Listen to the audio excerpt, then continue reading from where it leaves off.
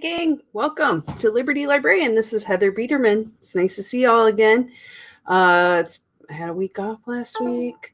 Things are kind of crazy hectic, but good.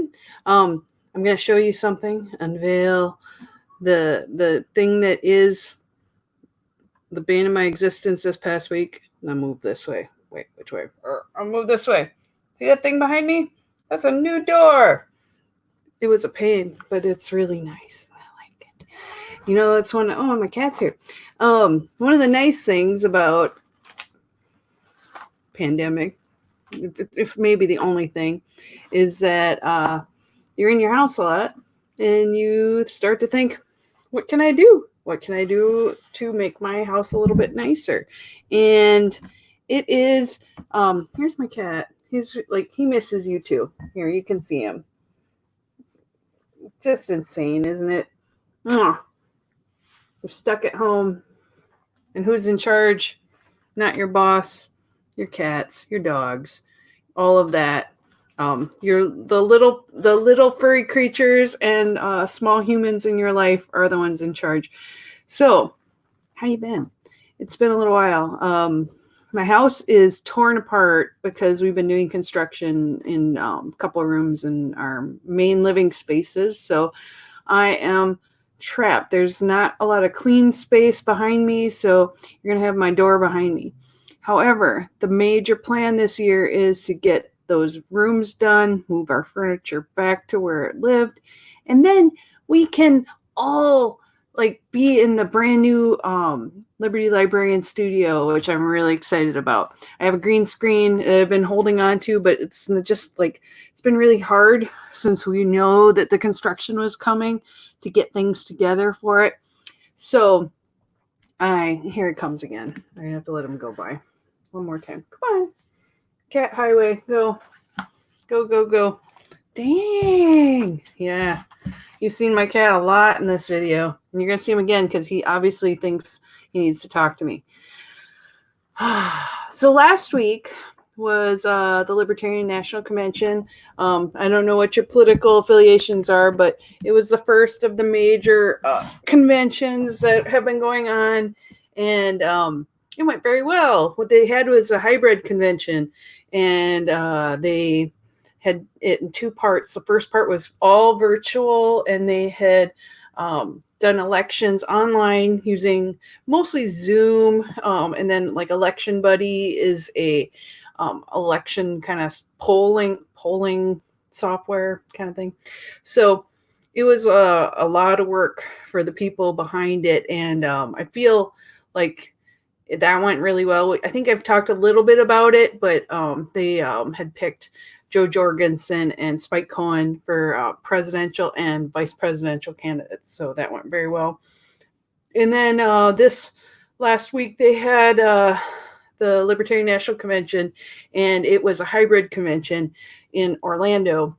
And 2/3 of the people who normally would be delegates were doing it virtually. So it's kind of unprecedented, and it's a historic convention because out of the big three, I'd say people go, the big two is Democrats and Republicans, but the big three includes Libertarian Party, and they were the first party to successfully have both virtual and hybrid conventions. So way to go, Libertarians. That's pretty cool. They had it went about, like I said, 2/3 were online and 1/3 were there just because the bylaws made it so they had to be able to have the live people vote for the hybrid convention. So that was one of the first things that happened. It took a long time on the first day, but they got to it. And I'm very proud of the Libertarian Party for being able to get through all of the main work that they needed to do. They voted for a new chair and vice chair. They voted for a judicial committee and at large. And a lot of the bylaws weren't able to get to. It's just a lot to cram in when people are focused on this hybrid voting and that kind of thing. So I'm going to just show you this guy's in my lap still. He's just purring. So hopefully I can make this work with a cat on my lap the whole show. We will see. So it's kind of amazing time. It was very contentious in some ways, watching some of the libertarian stuff going on. People are very heated in their feelings about having anything live. And there are some mean-spirited things going on. People were very angry at the planning committee, who I think did an amazing job for it. I will say that you try to plan 3 conventions in a row. It was originally going to be in Austin, which was canceled in May, and then rescheduled for Orlando in July. And then at the last minute, they switched the main convention center from one to another, so they had to plan it again. So kudos to that team, and Rory says thank you very much. So I am very proud of them for all the hard work they do. That's pretty cool. So on that note, my other show that I do next week, we're having a special edition like interview with Alex Merced, the former vice chair of the Libertarian Party, because the drama of it was that the chair from that has now been replaced is and was opposed to having a live convention. So he stepped down, and the vice chair did a great job, and it was a very hard job, and he worked his tush off to make sure everything moved through, and he did a great job. So we'll get to talk to him on Sweet Subversives next Monday at a different time. It's a special show. So that'll be on at 7 p.m. Monday next week. So if you've never seen our Sweet Subversive show, Kara and I have a lot of fun there too. I was talking to a few people this last week about doing, live streaming shows, and Sweet Subversives, Kara and I have a great amount of fun doing. But Liberty Librarian, I've done it for a lot longer. It's about 2 years now. And I love this show. It's almost like my personal diary that I share with you guys. So I love that. It's so much fun. And I every week I look forward to it. So, I had some migraines last week, so I wasn't able to be with you. But you know how that goes. It's just nice to be able to spend time with everybody. Is this one of those shows? Send me money if you want to see more cat. I'll show you my kitty. Ooh. Yeah, look at that tail. Oh, nice. So yes, we love you guys and Freedom Revolution Network. We have so much fun with you. We're going kind of through a tough time, Freedom Revolution Network. So this is my call to arms. If you like what we do, I know some of you have watched my show and might be carryover from other shows, and you continue to love us and like us. Consider going to our Freedom Revolution Network website. I'll post a link to that in here. And if you would like to donate some money, I know we're kind of going through a tough time right now. A lot of the radio hosts are out of work, and there's not a lot of money coming in, and people aren't buying products. They aren't. We pay a lot of this stuff out of the kindness of our hearts, and I do this for fun. Honestly, I never expect to get paid, but it's nice, and we're putting all of our own money into it. So if you would consider donating even just a little bit, it will help get us through this tough time. And we're all, oh God, I got cat hair everywhere. Sorry. We are all really dedicated to providing news that you might not see anywhere else, and coverage like, like Scarlet Anonymous and Clarity After Dark, and having the news covered in a way that is unbiased. And I'm really proud to be a part of this team. So I hope that if you like what we do, please go to either the Freedom Revolution Network Facebook page, and then you find the link there to go to Freedom Revolution website. There's links on the page if you would like to send some money to our group. And this goes into helping make sure the technology behind this keeps going forward. It's really tough. So I hate asking for money. I feel like, you remember, God, it's like the 80s and the 70s. I'm dating myself. How like National Public Radio and public television would be asking for money, fund drive. I feel like we need to probably do one of those. We're very proud people, and we don't like asking for money, but darn it, please send us some bucks if you have it, because honestly, it's going to be us paying out of our own pockets to keep running this. And if you love us and you watch, think about it, okay? That's all I'm going to say about that, because I know like a lot of us are having money problems. And that's one of the things I wanted to talk about today. My own husband is on furlough this summer, and hopefully, knock on wood, things will go back to kind of normal the end of July. The end date for that was July 31st.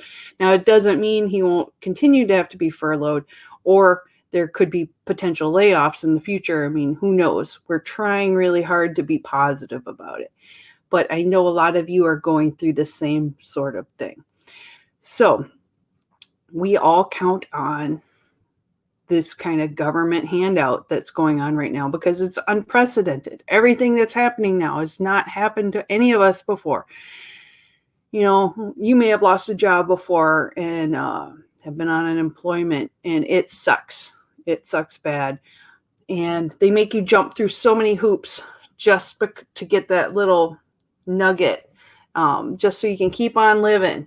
And it's hard because we're all like, I'm a Midwesterner, and we're proud people, and we dislike having to ask for help and to keep on keeping on. But seriously,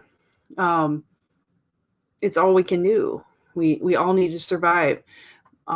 Beginning of this year, they gave everyone pretty much $1,200, which was a very nice gesture, but it was our own money, right? And it's, why do you say that? You're like, oh, it's like free money. I can spend it on whatever I want. Yeah, you can. Well, the intent was to spend it on bills, right? But they wanted people to spend it so the economy kept going. And I think they were disappointed that so many people did spend it on bills. What did they expect? Honestly, it's horrific to me that people haven't gotten that check yet that needed it, that people who are waiting for unemployment checks have had to wait at least a month or more in some states to get it. And it's really upsetting to me as just a human being to think that, is this the beginning of this? Is this the way things are going to keep going? Or is our economy going to be so bad that we have some people have been excited about, a universal salary, kind of like a unemployment benefit. So everyone gets like that cost of living, and that's taken care of. And I can see, like, everyone has money. Everyone has enough to eat, but it will throw the economy off. And honestly, think about this, is later on, we're going to be taxed. You get unemployment, you get taxed on unemployment. You get that extra sweet $600 a paycheck. That's going away July 31st. What I wanted to mention on that, though, is that, guys, I've read in a couple places that you need to really read into the law. And on it, they talk about the fact that while it ends on the 31st, that is from the paycheck before. So let me just bring up my calendar quick so I can just look at it. From what I understand, that last week you get it is the pay period that ends on the 24th. So don't expect that on August 3rd, when you put in for the week before that, that ends on the Friday, the 31st, that you will be getting the extra $600 that week. From what I understand, it is actually going to end. You'll get it on that week of the 31st from the week before. So you're getting the paycheck for the week after it, basically. The unemployment is the check from the week before and from the week before. So do not expect to get the extra $600 that next week, the August 3rd through the 7th, because from what I've seen, states are scrambling to kind of put that language on their websites, but not all of them have. So I told my husband, do not expect to get $600 that week. If you do, it's nice. But I'm like 90% sure that everyone is not going to be getting it that following week. And if you do, 1 week, it's not that bad, but it will definitely change things. It's been pretty comfortable for unemployment to have the extra $600, but going back to a normal low-level unemployment will be hard for everyone. Everyone that's kind of been getting used to this kind of money coming in, it will not keep coming in. So I worry for you. I worry for everyone. So please think about that. I read it this week, and I have not seen it in very many places, so I don't want anyone to be surprised by it. Let's see. Can I share that? I'm going to just share this to my page. Why not? Let's share to my friends. There we go. It's kind of changed too. We've gone back to kind of a free system for Freedom Revolution Network. And so I got to do more things manually again. And you get kind of used to having things one way, and it doesn't always stay that way forever. I'm just going to Liberty Librarian. There we go. I'll put it on my page. Okay. So I've been looking at that because there's this carrot being dangled in front of all of us to kind of confuse us. And every week since I think they started having like the CARES Act, and since they've started having the $600 extra with unemployment, I have been kind of watching the news because I'm interested with my husband's furlough, and to make sure that I'm aware of law changes. And no, I don't like surprises. Who does? And as a librarian, I'm good at like following trends in the news. And one of the things that I've noticed is every week there is always news, especially in Forbes magazine, which I can't hardly even look at anymore because I have all my stuff locked down. So they're like one of the worst if you're trying to look at news for free there. They're like, you have to like go get past our paywall or do this, like turn on the ads. And I don't like it, but I get it. I know it, but I don't. So one of the things that's going on is that they're talking next week. I think Congress is meeting to talk about either having second stimulus checks or like some sort of deal. Now, the thing is with this is that this is coming out of the money you paid in taxes your whole life. So it's not like free money to you. It's not like out of the kindness of their heart. It's money you've paid to them that they're giving back to you. So they're unstealing the money that they stole from you. So don't get super excited. It's like if somebody steals your wallet and you're like, God, I need money to like get something to eat. And they're like, oh, here's a 20. And you're like, thanks. It's not a free 20. It's the 20 they stole from you. Okay. You got that, right? Okay. So they're talking about having, and this I've heard all summer and they never shut up. They think next week they're going to meet, though. So it may finally come about. But, I mean, like the last 2 months, nothing but, are we going to get another stimulus check? Are they going to extend the $600? We won't know until the end of next week. And you shouldn't be super excited about it, but I get it. Because, like with our furlough, that extra $600 has been what's kept us going. I know it's really tough. But our economy is going to get so screwed by all of this. we're so going into extreme debt. Now, mind you, it's not the same kind of extreme debt as if we go to war or if we're like doing stuff like internationally where we're going out and spying on people and using new technology, and that the government can outpace our spending in amazing ways that doesn't make any sense. But this will make a huge jump in how much money that they owe the world. Where is this money going to come from? It has to come from somewhere. And it's just like, it's like with credit cards. You're like, it's fake money. It's real money. And we're coming up to a time where, 2020 is what I joked about being the amazing year of all catastrophe of a pandemic. We had like fires in Australia. We have murder hornets, a cloud of dust from the other side of the world, and it's pretty bad. What else was there? Heat wave all across the country, 110 degrees this week. It's amazingly hot, and when you get this perfect storm, you have riots. We've had like George Floyd riots. We've had and more across the country, and there's unrest. So they are trying to placate us a little bit with money, free money. You think free money? It shouldn't make you happy. It should still make you really angry and upset, and it really won't stop things from happening. My prediction is that with these huge heat waves, we're going to have power outages. Power outages historically lead to riots and looting. So expect it. Be ready for it. If you live especially in the South in areas where they're expecting 110 degrees, power is going to go out. So make sure you have supplies of water. Maybe have a backup plan in case you need to have fans and things. Things could get bad. Make sure you have coolers so you could keep some things colder for a little longer.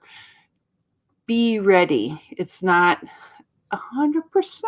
I hope it doesn't happen, but I really do believe that we are on the edge of the end of the summer, like being like fire everywhere. So I worry for you. I worry for me, but it is not the worst of the things that could happen.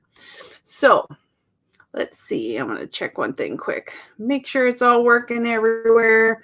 One of the problems is with this new system is that we kind of have the comments not kind of aggregating in the right places. So I'm going to just check on Freedom Revolution Network on Liberty Librarian. It should come through, but the Freedom Revolution Network comments may not be coming. So I'm going to just double check because I hate it when I look later and I see my friends from like Ireland that are saying hi. I miss them. So I really would like to see you. Let's see. Oh, where am I? Goodness. We'll look under posts. Yeah, technology. Ain't it sweet? Is this on now? Yeah, it's super weird. Here I am.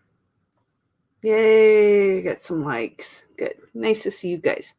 Okay, back to it. So, what was I saying?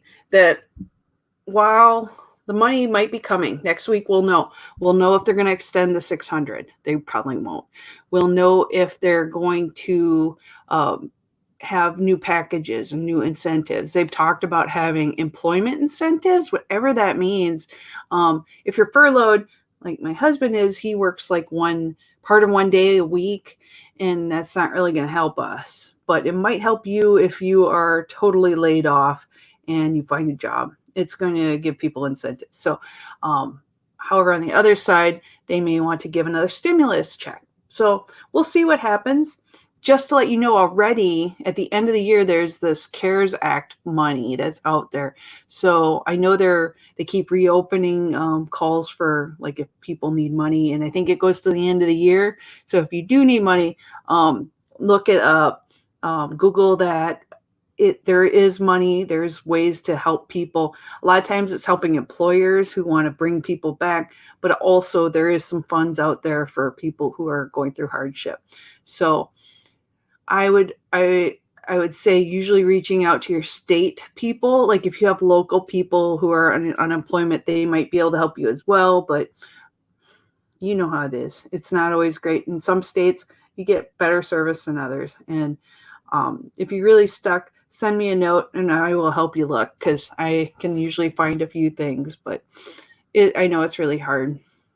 And I would love for all of this to go away and we could all go back to like our normal lives, but it's not going to be like that for a while. So please take care of you. So let's see, what else did I want to say about that?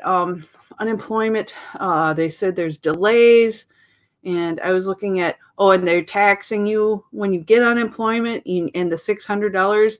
I'm not entirely sure that they're not going to tax you on that. So just be ready in case you are being thinking that you're not going to have to pay any of this back. You probably are. So just be careful about that. Okay. So that is my unemployment spiel. Now, what was the other thing? There was some interesting stuff in the news too about school reopenings.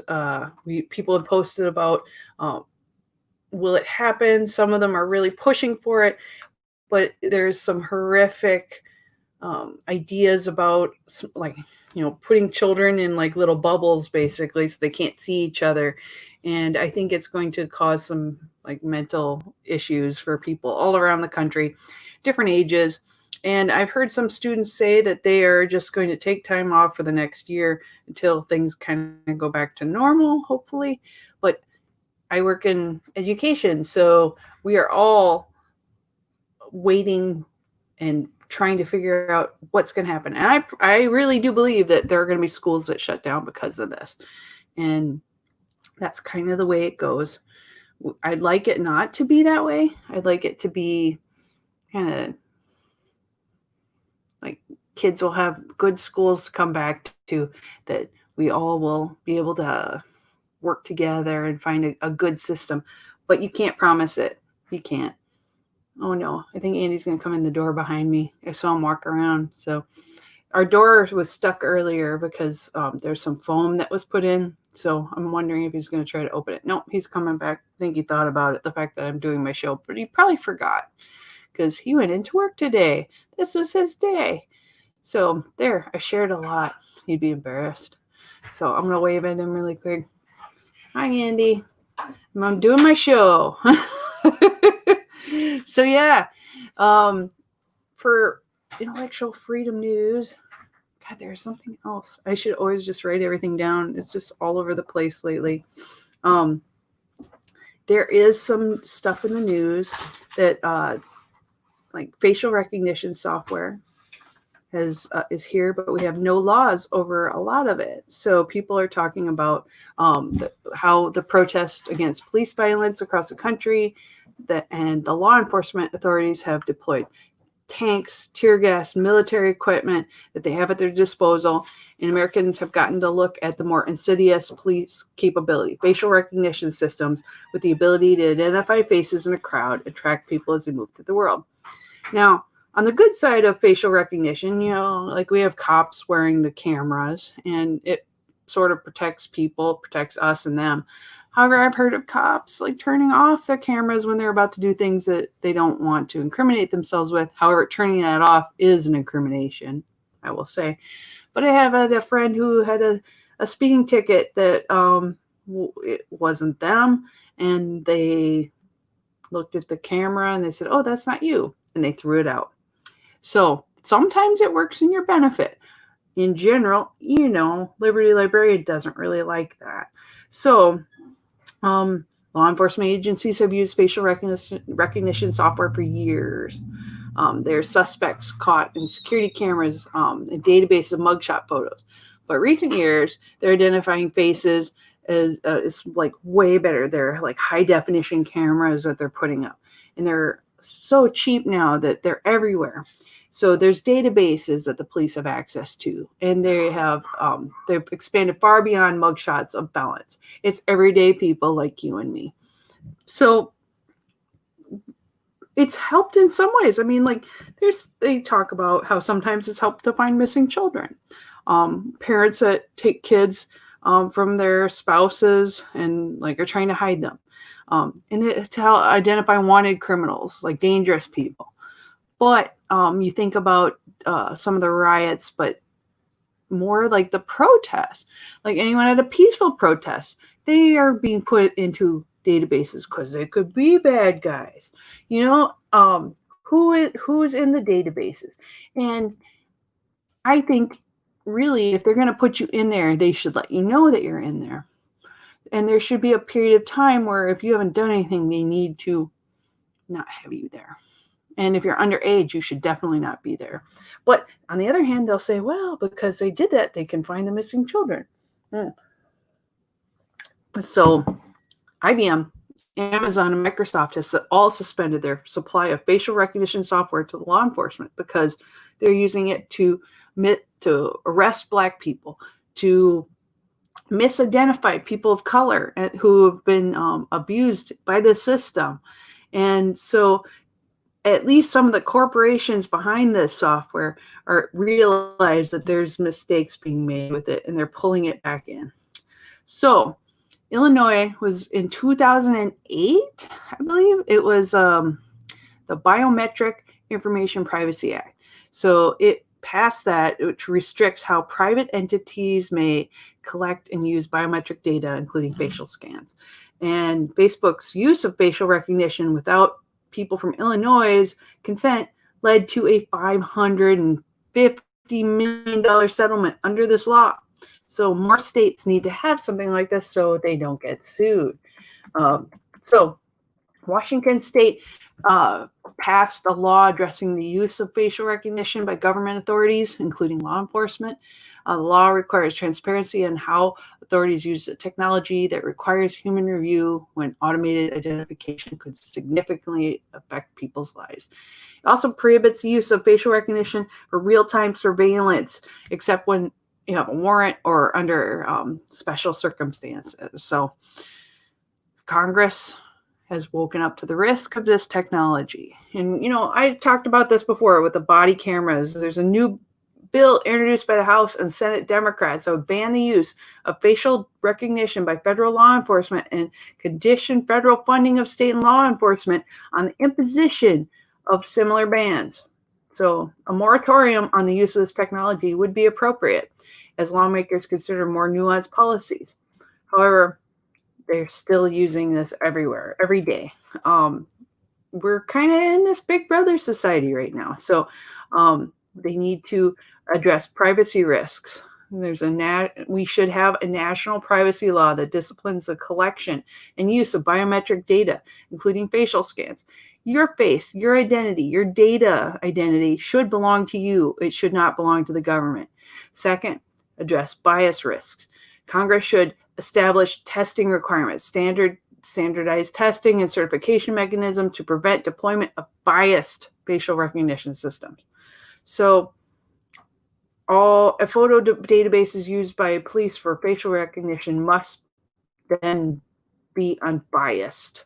If they're going to be used as a tool for catching criminals, then they need to be unbiased. So part of the problem was that you have real-time identification going on at events like some of the protests. So they're going through like scanning people in the crowd, finding the information, looking up them, and they should require a warrant if they're going to do that. This is legally unprecedented. If you're going to be staking someone out because you know who they are, it's one thing. But if you're looking at individuals and you're like, why are you in this area? And you end up on a list, it should be your right to know what's happened, that you are being considered for a crime. Not because just in case they want to like get you on something that they could have you. there's privacy, and that is one of the beautiful things about our country. So the laws should limit the use of facial recognition to conduct mass surveillance and real-time identification. Scanning would require a warrant, right? I said that. So these tools will undermine privacy and entrench bias and create a surveillance state ripe for abuse of everyone. So we need to put measures in place. And so the policymakers, we would like them to act. So they're working on it right now. Ask your lawmakers, both statewide, your congressmen, everyone, ask them if they will listen. And local city governments are doing the same thing. So just ask and say, what are you doing to prevent the bias of facial recognition software and preventing abuse by the law enforcement agencies? Put that bug in your law enforcement's ear. Now, it is like my caveat is, like in my own city, they passed a mask ordinance, which I see is going on almost everywhere all around the country. You could say there's good points and bad points to having masks required, but what I will say is that they listened. They at least looked at what the community was saying. Did they vote on it all the way? I'm not so sure, because from the sound of it, it was 50-50. And our votes were definitely more than 50-50 for it. But at least they listened. You need to be reaching out to your local government and your state government and the federal government. These are things that are happening right now, and it's changing quickly. How are they going to start requiring people to do temperature scans? Like when you walk into a building, they sometimes have them on your wrist, on your forehead. Are they going to require you to always wear a mask? When will it end?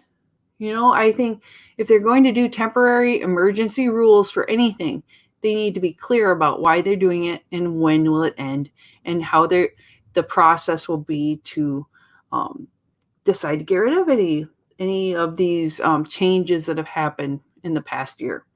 So think about that. And that could be a comment that you make to your lawmakers as well, which I think is very important. So let's see. I'm looking at this. Yeah. Okay. Here's another thing I wanted to share. Oh, and by the way, I always plug this, but if you need more intellectual freedom news than I can provide in 1 hour, Intellectual Freedom Blog, the Office for Intellectual Freedom of the American Library Association, has a huge webpage that they update every Friday that has a lot of the news that I cover here. But, sometimes I cover a little bit more that I see during the week, but it's a good place to get solid, pretty much unbiased information. And I'm really glad that they constantly find new little nuggets of information for me to rant about every week. So, have you heard about TikTok? TikTok is like the kids use it today for funny videos, right? Well, it's Chinese software, and there is a sweeping new national security law for the semi-autonomous city that the government for user data has kind of had some abuses in the past, we shall say. So Facebook owns WhatsApp and Instagram, said in a statement, pausing reviews for all of its services pending further assessment of the national security law. So this law says that Google and Twitter suspended their reviews of data requests from Hong Kong. So Hong Kong and their software that has come from China in that way, there's been a lot of blocks on it. Where does it come from? Does it come from our federal government? Because, we heard all the way from the top that they would like China to kind of get pushed back from some of the software. But I will say that if it's spying on us, that information is going back to China, and what are they using it for? Hopefully it is just stuff built into the software that helps them market the software more. But the gray area in that is who knows? It could be used to spy on us all the time and under the guise of fun, which a lot of hackers have used this in the past, that kind of thing, like giving you something fun and free so they could steal your data underneath. So always be careful if it's free, how free is it? So a lot of the tech companies operating in Hong Kong where internet access has been unaffected by a firewall imposed in mainland China, which blocks Google, Twitter, and Facebook. So TikTok, it's a short form video app owned by China-based ByteDance company. And it said it would pull out of the Hong Kong market within days because of some of these laws the rules that were coming up. So it was designed so it could not be accessed by mainland China. Part of the strategy to appeal to a more global audience, right? So we're like, yay, good, it's not stealing our data. But the parliament in China passed a national security legislation last week, just 2 weeks ago, setting the stage for more radical changes to the former British colony's way of life since it returned to Chinese rule 23 years ago. So Hong Kong later that Monday, a couple weeks ago, published more details on how the new law will strengthen police powers over the internet. Everyone's very nervous about it, as they should be. They said that it includes the ability to ask publishers to remove information deemed a threat to national security, refusal of which could result in fine or in jail. So no one likes it. Ultimately, time and facts will tell that this law will not undermine human rights and freedoms, says Hong Kong Chief Executive Carrie Lam in a news conference, talking about U.S. tech firms and prospects for media freedom. They want to stay at this level, but it's very unsure and confusing if it's going to be. So you may see TikTok getting pulled from like Google Store and from the Apple Store and all of that online. So be aware that it could change at any moment. But they're such a big company now that they are kind of like, I think they're going to leave. I think they're going to leave China because they won't have any other choice. Some Hong Kong residents have said they're reviewing their posts on social media related to pro-democracy protests and security law, and deleting the ones they thought would be viewed as sensitive. So it's not really safe in China anymore to even have that. Hong Kong, which used to be that bastion, is no longer a safe place. It hasn't been for a while, but it's worse now. Messaging app Signal, which promises end-to-end encryption, has been seeing a surge in signups by Hong Kong residents in the recent days because they aren't being able to use social media the way they used to. So if our giants like Facebook, Google, Amazon, like anything, well, Amazon not so much sales, but like any social media site like Twitter and that wants to keep people in China, they're going to need to have end-to-end encryption built in. And they don't want to, which is like kind of a beautiful problem because they know with end-to-end encryption, their data tracking is going to like die. So on one hand, they say, oh, we're against it. But they're against it going to others, like to other countries, so it can be used in a malicious way. They like to use it for themselves in a malicious way, but not necessarily anyone else. So don't feel like they're really all that much looking out for you. They're looking out for international safety. But I really feel for our friends in China that are going through this and trying to find ways to get around the system, which there's always a way. But you have to really work at it. It's like my Minecraft story that I shared with you, where you can find things on there. They always find ways to like use software and things that you may not expect as a source to get news. So keep fighting the good fight. Okay, that's facial recognition. Okay, here's a neat one. U.S. Supreme Court is bolstering laws banning robocalls. Ugh, I hate robocalls. I am one of those people that hate telephone. I used to like it when I was a kid. It was fun when I was a kid. But now you keep getting called and called and called, and they're calling your cell phone and they're calling all the time. So this telemarketing practice called robocalls, they're looking at the Supreme Court. It's upheld and strengthened a law banning the wildly and broadly unpopular robocalls. So the government actually is asking for, they don't want to allow, they don't want to allow it, except they made an exemption to the measure that had allowed automated calls for collection of certain money owed to the government. So it's okay for the government to do robocalls, but not for everyone else. I guess I'm okay with it. At least it's a lot less, but geez, come on, government. Don't use robocalls either. It's stinky. So the court's 7-2 ruling, written by conservative Justice Brett Kavanaugh, was a defeat for political and polling organizations. So this is the other side of it. They use auto dial technology for cell phones to contact the cell phones of potential voters. I hate it too. I know I love a lot of you that are running for office, but don't fricking do that. I hate it. I hate it. I hate getting called at dinner time every fricking day during an election year.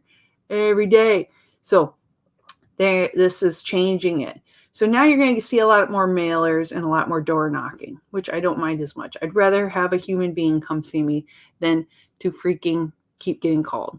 So they argued the robocall ban under the Telephone Consumer Protection Act of 1991 violated free speech rights under the U.S. Constitution's First Amendment. However, Kavanaugh wrote that the exemption for government debt collection added to the law in 2015 violated the First Amendment because it favored government speech over political speech by private entities. So with a few exceptions, auto-dialed calls to cell phones are illegal in the United States unless a person has given prior consent. Yes! And if they do call you, you should say, I do not give you my consent to call me, take me off, and then note it when they called you. And if they call you again, then you can sue them. And I've heard stories about people making huge monies from being called back on do not call lists and documenting it. There's that guy, he's made like a life of suing people. It was on like 60 Minutes. I'll have to look that up. It was crazy how much money he made. And all he does is sue people. I don't like that, but it's the way it ends up having to be. So people like him actually make it so they have to follow the rules. And so bless him for that, even though it's kind of a sneaky kind of thing to do. But Americans passionately disagree about many things, but they are largely united in their disdain for robocalls. It's true. So the federal government receives a staggering number of complaints about robocalls. 3.7 million complaints in 2019 alone. The states likely field a constant barrage of complaints as well, as Kavanaugh wrote. So, despite the ban, the volume of automated calls has continued to surge in recent years. Americans receiving 58.5 billion robocalls last year, an increase of 22% from 2018, according to YouMail, a company that provides a service to block automated calls. It's a lot. So during the May arguments in the case conducted by teleconference because of the coronavirus pandemic, Kavanaugh sounded reluctant to rule in a way that would cause Americans to be flooded with even more robocalls. If you just take a peek at the real world there, Kavanaugh said at the time, this is one of the more popular laws in the books because people don't like cell phone robocalls. So one of the laws that I appreciate is at least to stop the abuse. Somebody will say that it's like the other side. You're like, it's their right to contact people. But it's from data mining. This is why we get so many robocalls. Or businesses are data mining the hell out of you. If they can get your phone number from you, they are selling it to other places so they can make lists like this and contact you. So be aware that at least now, if you keep getting robocalled, document it. Tell them that you would like to be taken off their list because this is now illegal for them to robocall your number unless they get prior consent. And if you take away their consent and they do it again, you have documented right to sue them. How cool is that? Anyway, so my last little story was, I thought this was kind of neat. about people taking care of their own business. You know, it's a very libertarian idea. People have gone out and filled potholes themselves, and because they're, you know, like they're the businesses in their community, their government can't take care of it, so they do it. So in Pennsylvania, they had such crappy internet, and I mean that's something that we all love is our internet, right? It was Big Valley, Pennsylvania. There was such terrible internet, and this is like Amish communities area. So there's like a lot of people that it's like very rural and it's beautiful Pennsylvania, but they have terrible and expensive internet service, and the government couldn't help. Private suppliers have long said improved speeds are too costly, and there is such a sparsely populated area, so they weren't going to do it. So a group of mostly retired people banded together and took a frontier approach to a modern problem. They built their own wireless network using radio signals instead of expensive cable. So I'm guessing that's like a mesh. Oh no, it's like, okay, it's kind of like a mesh network, right? So we just wanted better internet service up our valley. It's pretty simple as that, said Kevin Divin, founding member of the Rural Broadband Cooperative. I really talk. So it's in Stone Mountain area, and it's mostly farms there. It's beautiful. It's Mill Creek, Pennsylvania, and local residents work together to build and maintain the tower. It's become operational since last October 2019 because they're frustrated with the service. So this nonprofit RBC services anyone who can see the 120-foot former ham radio tower. So they took this old ham radio tower and converted it to being an internet tower. So the founders bought and erected a patch of land they leased from an Amish man from around 1,900 feet on Stone Mountain on the border of Mifflin and Huntington counties. So 180 miles from Pennsylvania. From Philadelphia. It is in Pennsylvania. Blah. Users pay an initial setup fee of about $300, and then monthly costs for service are about $40 to $75, which is pretty normal, right? Depending on the speeds you choose, ranging from 5 to 25 megabits per second. Not blazing, but better than like dial-up crap. So they have only under 40 paying customers, but they did it. They made it, and so I'm waiting for government to take it down, right? But I do think that they couldn't get it to work. They tried everything. They tried to work with the government. They tried to work with private businesses, and they couldn't. So they went together, and they made this happen. And I just thought, how cool is that? These people, it started as a Pennsylvania State University research project, found that the internet speeds in the state were dismal. And this is one of the problems that I've seen all around the country. There are some internet dead zones, some zones where poverty and just being very rural and isolated has made it so people can't be connected. And if you aren't connected, then you are missing out on services.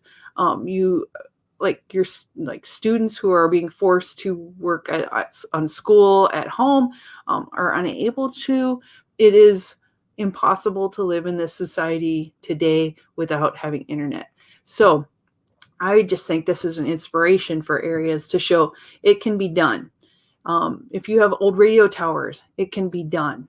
It can be like if you're close enough and you could see the tower, you could do that. So they could set up towers all over in an area, and towers aren't that hard to do.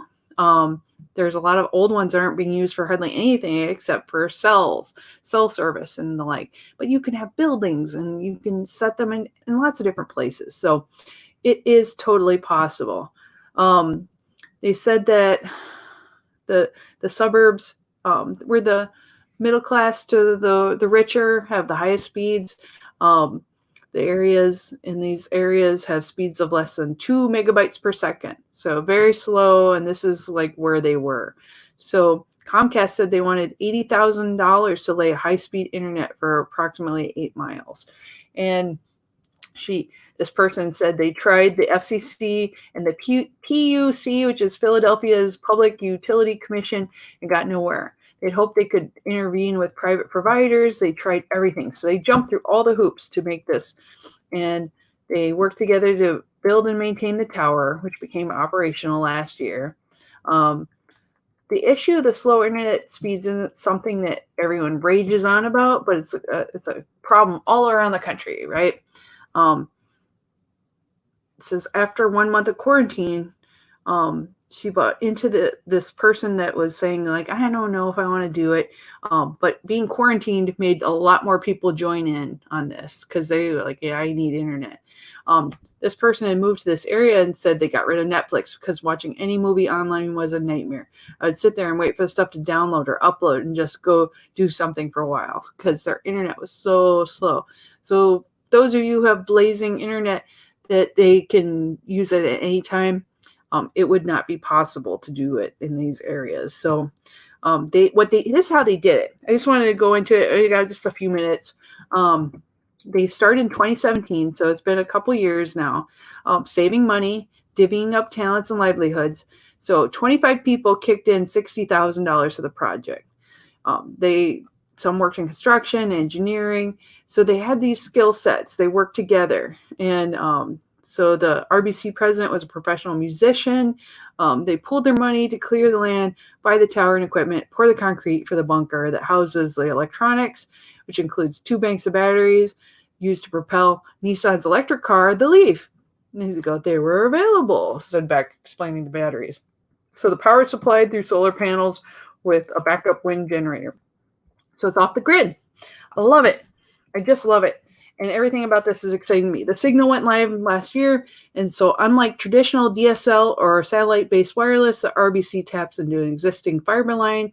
It turns into a radio signal that bounces off a dish fastened to a 3-pump gas station in Allensville. Signal races across Big Valley, then up the mountain past buzzards and ravens.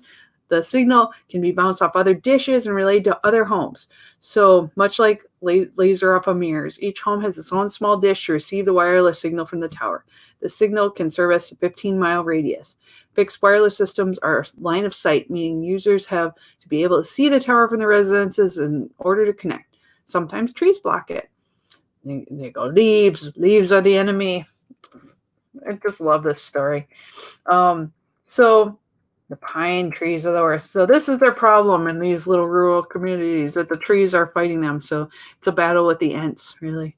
So they said fixed wireless systems can exist all over the world, and rural communities can emulate what the RBC did.